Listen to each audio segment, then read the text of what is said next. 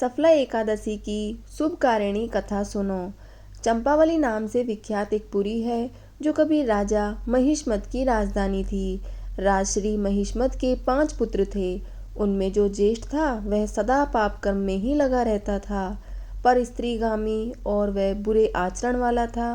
उसने पिता के धन को पाप कर्म में ही खर्च किया। वह सदा दुराचार परायण तथा ब्राह्मणों का निंदक था। वैष्णवों और देवताओं की भी हमेशा निंदा किया करता था। अपने पुत्र को ऐसा देखकर महिष्मत ने और राजकुमारों ने उसका नाम लुम्बक रख दिया। फिर पिता और भाइयों ने मिलकर उसे राज्य से बाहर निकाल दिया। लुम्बक उस नगर से निकलकर वन में चला गया। वहीं रहकर उस पापी ने समूचे नगर का धन लूट लिया। एक दिन जब वह चोरी करने के लिए नगर में आया तो रात में पहरा देने वाले सिपाही ने उसे पकड़ लिया, किंतु जब उसने अपने को महिष्मत का पुत्र बताया तो सिपाहियों ने उसे छोड़ दिया। फिर वह पापी वन में लौट आया और मांस तथा वृक्षों के फल खाकर और निर्वाह करने लगा। उस दुष्ट का विश्राम स्थान पीपल के नीचे था। वहाँ बहुत वर्षों का पुराना पीपल का वृक्ष था। उस वन में वह वृक्ष एक महान देवता माना जाता था। पाप बुद्धि लुम्बक वहीं निवास करता था। बहुत दिनों के पश्चात एक दिन किसी संचित पुण्य के प्रभाव से उसके द्वारा एकादशी के व्रत का पालन हो गया। पौष मास में कृष्ण पक्ष को दशमी के दिन पापिष्ट लुम्बक ने वृक्षों के फल खाए और वस्त्रहीन होने के कारण रात भर जाड़े का कष्ट भोगा। उस समय न तो उसे नींद आई और न आराम ही मिला। वह निष्काम सा हो रहा था। सूर्योदय होने पर भी उस पापी को होश नहीं हुआ। सफला एकादशी के दिन भी लुम्बक बेहोश पड़ा रहा। दोपहर होने पर उसे चेतना प्राप्त हुई।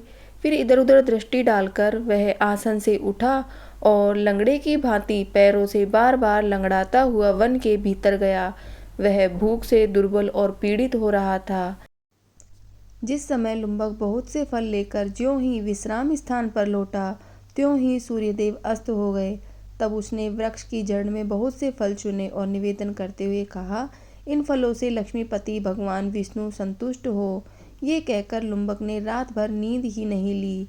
इस प्रकार अनायास ही उसने इस व्रत का पालन किया।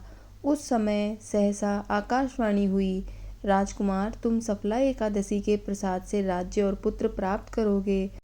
बहुत अच्छा कहकर उसने वह वरदान स्वीकार किया। इसके बाद उसका रूप दिव्य हो गया। तब से उसकी उत्तम बुद्धि भगवान विष्णु के भजन में लग गई। दिव्य आभूषणों की शोभा से संपन्न होकर उसने अंकटक राज्य प्राप्त किया और 15 वर्षों तक वह उसका संचालन करता रहा। उस समय भगवान श्री कृष्ण की कृपा से उसके मनोज्ञ नामक पुत्र उत्पन्न हुआ। जब वह बड़ा हुआ तब लुम्बक ने तुरंत ही राज्य की ममता छोड़कर उसे पुत्र को सौंप दिया और वह भगवान श्री कृष्ण के समीप चला गया, जहाँ जाकर मनुष्य कभी शोक में नहीं पड़ता।